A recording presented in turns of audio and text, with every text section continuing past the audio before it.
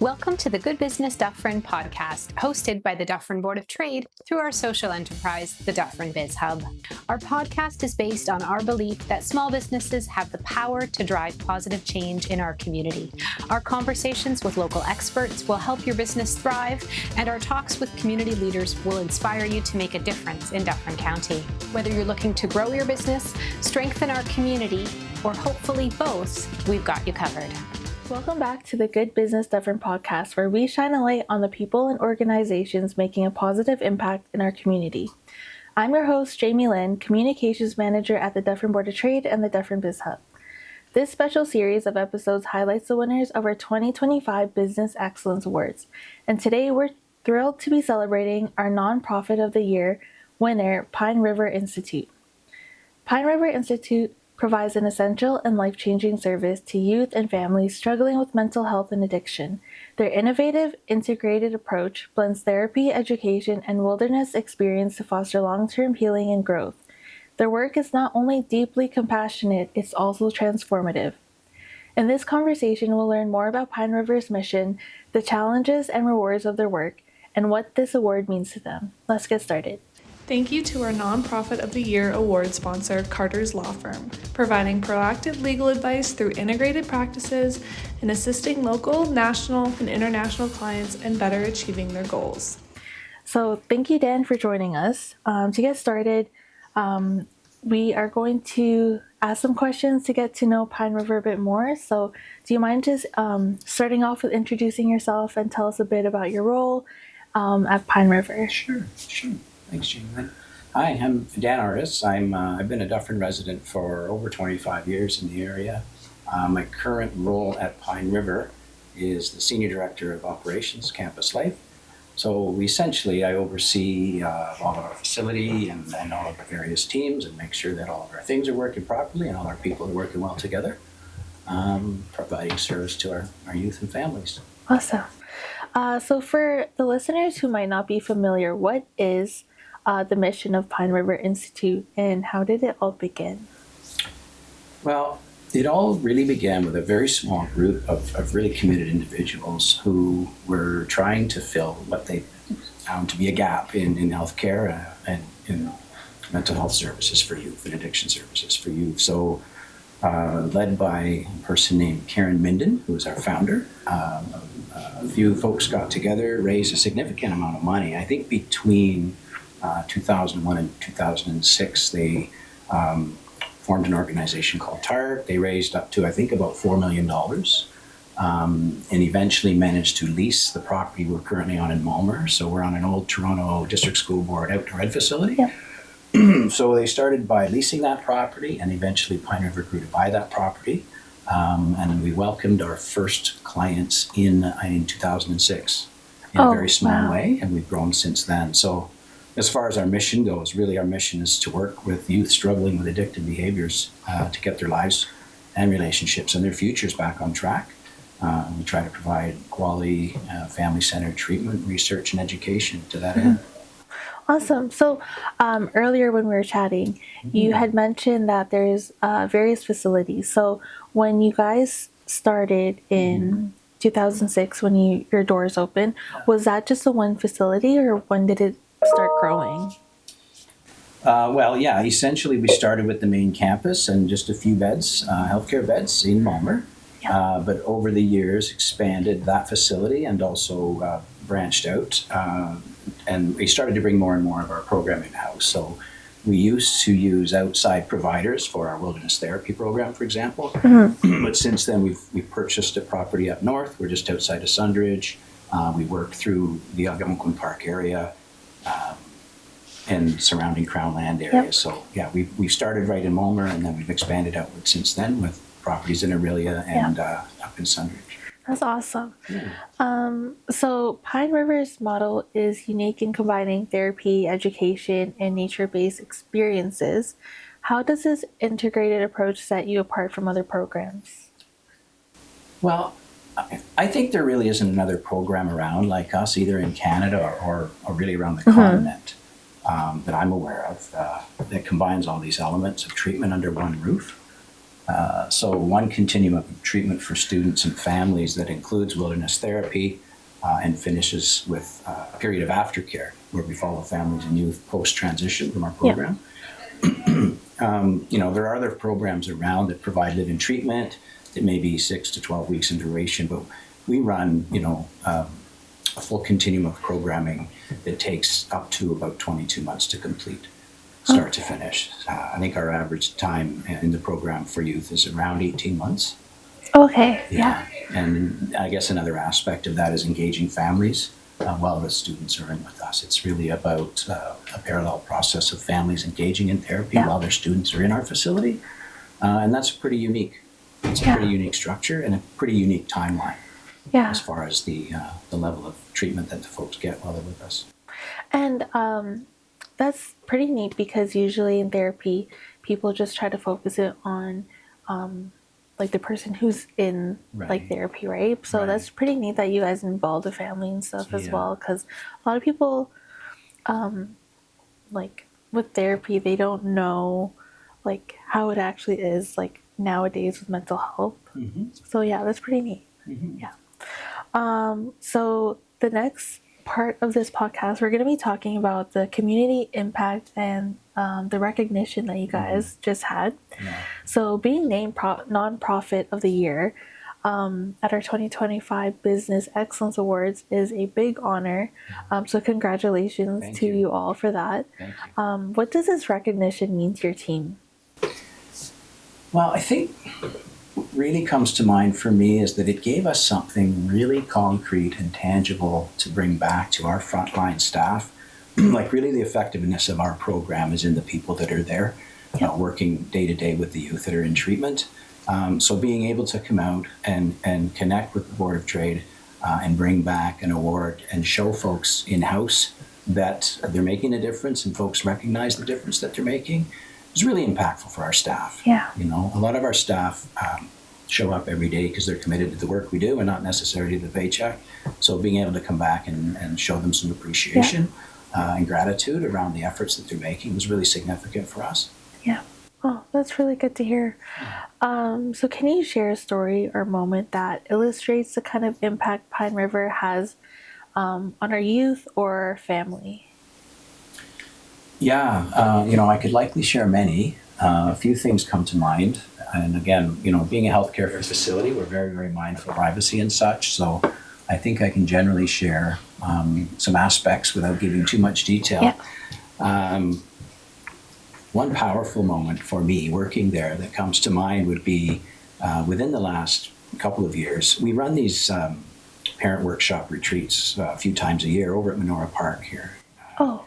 And we have all the families there and they run through workshops all weekend.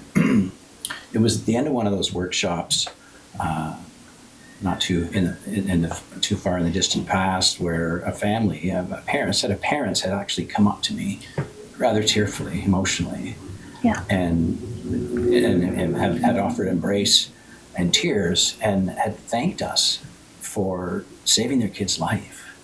Oh, wow. Yeah, and that's what my feeling was at the time, is like you kind of lose focus on how high the stakes are for families when they engage in treatment with their kids and how much hope and faith they put into us. So to have folks really share that depth of impact is really, really powerful. It's not, it wasn't the average day at the office, for sure. Another thing comes to mind as far as impact is we've been lucky enough to have the Lang Family Foundation support us in various ways. And one way they've been supporting us recently in the last few years is providing academic bursaries. So we have a staff bursary program running to develop staff in-house. We also have an academic bursary running for folks that are transitioning out of Pine River and looking toward post-secondary destinations. So we run a contest every year, and an application process. Candidates will submit the package, and we have a panel of staff put together to try and select some lucky person who's going to get funded. And it's pretty significant funding. And I have the privilege of phoning people and awarding these gifts out. So, one impactful day in recent memory was getting someone on the phone, a young person who was second year into a pretty complex 4-year university program, and someone without a lot of means, who was probably struggling to find a way to keep going in their program. Yeah. And we were able to call them up and say, the LEAP Foundation is sponsoring the rest of your education until completion, like for the duration of 4 years. Hugely impactful. Again, tearful gratitude on the phone from this student, this young person, and knowing that the struggles and challenges that this person had come into us with, and seeing the outcomes on the other side and the impact, and this again, impact of donor folks, generous folks who are contributing. It's just incredible. Yeah, that's awesome. So you mentioned that this person was in a 4-year program. So is there an age range of like the people that you support? So our admission range is 13 to 19. Okay. So folks come in that range, stay with us, 11 or plus months, maybe up to 22 months. So folks come in at 13 to 19 years old, but could be transitioning out at 17 or potentially 21, depending. So, this was a student who had completed high school while in treatment with us, and had transitioned out, late teens into university setting. So, oh, wow. Yeah. That's a really big impact, and that must feel so rewarding to like be able to be a part of an organization that's able to do that and provide that for people. Yeah, it's nice to see impact. Yeah, for sure. That's really good. So what are some of the biggest challenges your team faces in delivering these services, and how do you navigate them? Well, I think probably some of the most significant challenges is really securing steady funding streams. Yeah. Because human resources, for example, we're out in the hills of Mulmer, so it's great for some folks who live locally, but it can be hard to track folks from further out. Yeah. Right. And health human resources, I think, are a tricky part of the sector as far as retention. And I think a lot of it's about funding. Like we're a pretty small fish in a big ocean of healthcare providers, really. Yeah. So, competing with hospitals, school boards and such, just around remuneration and keeping folks attached to us can be challenging. So we need committed funding. We need, committed increases in funding over time to our operational funding so that we can develop and retain people. So that's a big piece. And then just really looking after facility. We have a lot of infrastructure that supports the work we do from up north down to campus here. And so it takes a lot, vehicles and buildings and all of the things that we provide. So steady funding streams are a really, really significant part. Yeah, of course, as a nonprofit. Yeah. You had mentioned transportation. Mm-hmm. Didn't Pine River recently win? I forgot what it was called. Oh, we did. We won a Land Rover Defender. Yeah. Yeah. And we had a lot of support from the local community. That turned into people voting essentially. Yeah. So we kind of launched a campaign to try and gain support, and this community and broadly Ontario wrapped around us and helped us land a vehicle, which is fabulous. Yeah. I think I had gotten an email. I think at that point you're either like the top 10 out of like so many organizations, and then it turned into being the top 3, and I was like, that was really good. Yeah, it was pretty exciting. I think we landed in a category with 4 finalists, 3 of whom were based in the US. So we were the only Canadian finalist in, and we ended up pushing it over the line somehow with our, we're dwarfed by population in the US, and it just speaks to the commitment from our community and all the folks that rallied around. So well, congratulations on that as well. It was wonderful. So in what ways has community support or business partnerships helped strengthen your work? Oh, that's great. Well, I think in so many ways. I mean, some small and some enormous. Examples being, local charitable giving. Businesses in the area provide us discounts. We get support from our local businesses in several ways. A lot of the local hotels, for example, provide discounts to our families. So, we ask a lot of our families participating in the program. So some of them come from afar, like, Thunder Bay or Sioux Lookout or the various reaches of Ontario. We do ask them to participate and come down for visits and workshops. So that can be really expensive. Families taking time off work, landing down here for a period of time, needing hotel accommodation. So a lot of our local hotels, Hampton Inn and Suites and Best Western, Saga, the Nest down at Bluebird, they're all working with us and helping our families with some kind of discount so that it takes a bit of the challenge away for them participating in our program. We've got partnerships with lots of other places like the Island Lake Rowing Club, the C3 CrossFit training group down at Caledon Quarry lets us use their facility. We've got a relationship in Loretto with the Tough Equine Therapy program. And we try to shop locally. We're really about being part of the community and being a good neighbor, supporting local business. So we try to source our goods in locally, and we really appreciate folks that help us meet the needs. So all our kids wear uniforms too. So we get we go to Mark's Work Wearhouse, and we get discounts out of Mark's Work Wearhouse. All our kids are in uniform. They wear the same kinds of things, and they wear them out because they're very active. So there's a lot of those costs that's helpful when we get help from our local businesses. That's really good to hear how the community has been supportive of you guys. Yeah, they really have. Yeah. So we're going into the last section of our podcast. We're going to be talking about looking ahead and engaging the community. Okay. So what are some of the current needs or goals Pine River is focused on as we move into the next year? Well, I think for us, it's really a lot of, constantly about, raising more funding to deliver more services to reach more families. We have a branch we call CFI, the Center for Family Initiatives. We do a lot of outreach work, partnering with school boards, hospitals. We also have a branch program that is an outpatient connection pathway into Pine River from emergency departments off several hospitals around the province, mostly in the GTA. So being able to expand our reach is really, really important. I mean, it's unfortunate that there's such a significant mental health and addiction crisis in our youth, not just in Ontario, but broadly. It's really unfortunate that we're in business, but we're in an important business. And we provide important services, but we have wait lists, and it takes time. And there's lots out there that we hope to support and can't get there yet. So, expanding our funding, expanding our reach and broadening our reach, and also supporting families on our wait list through the CFI. We have weekly support for families who are waiting to have their students come into our program as well. So anything we can do to have a larger impact and a broader impact is our focus from day to day. That's awesome.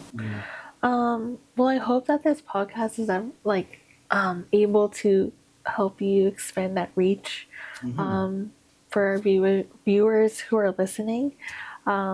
But so how can local businesses, organizations, or individuals support your work or get involved?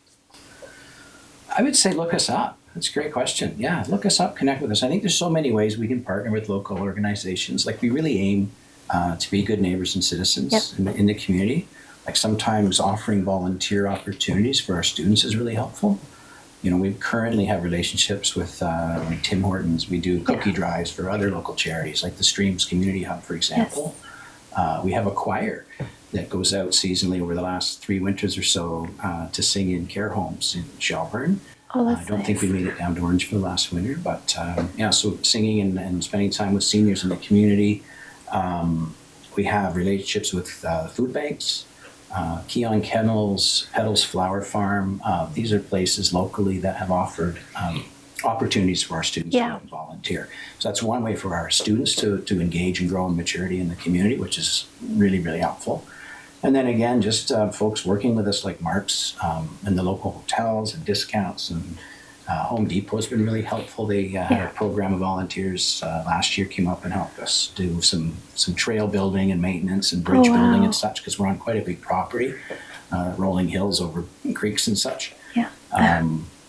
So any way that we can connect with local businesses, we try to shop locally, we try to support locally, and we do get a lot of support from local business by way of discounts. We get, local donors, feeling charitable and helping us out that way is fabulous.